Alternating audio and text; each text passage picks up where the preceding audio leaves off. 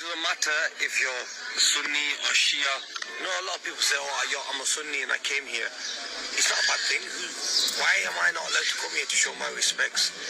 You know, so you guys have to delete those comments that you guys are putting on there saying, you know, I'm a Sunni, but it doesn't mean I'm not allowed to come here to show my respects.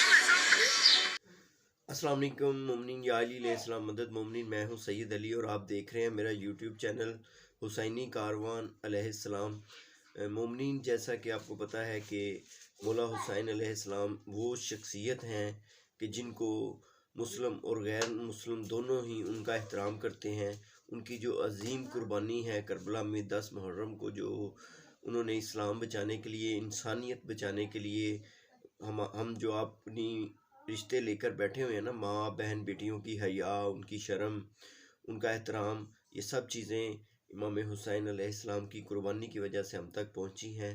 تو اس میں آپ کو اس چیز کو مد نظر ہر فرقہ، شیعہ ہو، سنی ہو، اہل حدیث ہو، کوئی بھی ہو، سب امام حسین علیہ السلام کی قربانی کو سلام کرتے ہیں اور ان کی جو شہادت ہے اس کو وہ عظیم شہادت مانتے ہیں۔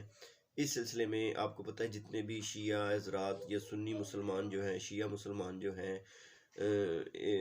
اتحاد بین المسلمین کو ملوز خاطر رکھتے ہوئے جو ہیں وہ ایران، عراق جو زیارات ہیں ان پاک ہستیوں کی کربلا میں، وہاں پر حاضری بھی دیتے ہیں۔ خاص طور پہ شیعہ مسلمان جو ہیں وہ زیادہ کرتے ہیں۔ تو اس سلسلے میں ایک بہت ہی خوشی والی بات ہے، ہمارے دل تو باغ باغ ہو گئے ہیں کہ انگلینڈ نیشنل جو ہیں عامر خان باکسر، انہوں نے امام حسین علیہ السلام کے روضے پر حاضری دی۔ اور اس سے پہلے آپ کو پتہ ہے حسینیت ایسی چیز ہے، ایسی عظیم قربانی ہے کہ جو بھی شعور رکھنے والا انسان امام حسین علیہ السلام کی، چاہے وہ شیعہ ہو، سنی ہو، غیر مسلم ہو، جیسے ہی وہ یہ واقعہ پڑھتا ہے یا اس کو پتہ چلتا ہے تو وہ امام حسین علیہ السلام کا احترام، عزت جو ہے وہ اپنے دل میں ضرور رکھتا ہے۔ اسی طرح جو آپ کو پتہ ہے کہ جب کویت اور عراق کی جنگ چھڑی تھی، وہ بہت زیادہ شدت اختیار کر گئی تھی، تو امن کا سفیر بنا کر جاپانی جو پہلوان تھا انوکی، اس کو عراق میں بھیجا گیا، مطلب کہ جنگ بندی کے لیے۔ تو جیسے ہی وہ عراق میں آیا، ان سے مطلب کہ انہوں نے بات چیت کی تو کامیاب ہوئے، اور اس کے بعد انہوں نے امام حسین علیہ السلام کا تعارف کروایا گیا ان کو۔ تو انہوں نے کہا کہ میں امام حسین علیہ السلام کے روضے کی زیارت کروں گا۔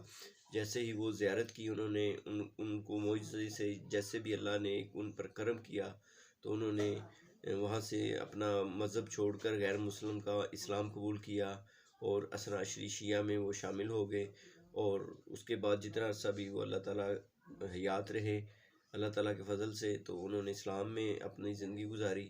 تو اسی طرح دیکھ لیں، ایک ماڈل ہے، ایک نصیحت ہے، یہ جو ہیروز ہیں یہ مطلب کہ ایک ہمارے ماڈل ہوتے ہیں، ہمیں ان کو دیکھ کر کچھ نہ کچھ سیکھنا چاہیے کہ آج اس دور میں بھی ایسے یعنی کہ ایڈوانس دور میں بھی ایسے سنی یا شیعہ مسلمان ہیں جن کے دل میں خدا کا خوف، اور ان کے جو ماننے والے، ان کے جو ولی ہیں، ان کے جو مطلب کہ خاص بندے ہیں اللہ تعالیٰ کے، ان کی محبت ان لوگوں کے دلوں میں ہے، اور انشاءاللہ تعالیٰ تا قیامت یہ سلسلہ چلتا رہے گا۔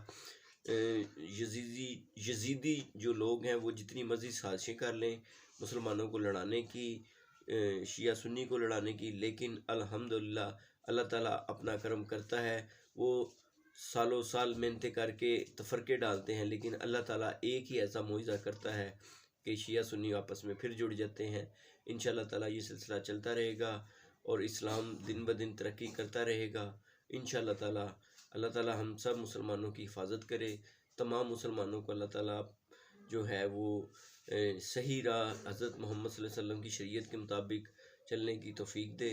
اور ویورز، میں سیلیوٹ کرتا ہوں عامر خان کو کہ انہوں نے امام حسین علیہ السلام کے روضے پر حاضری دی۔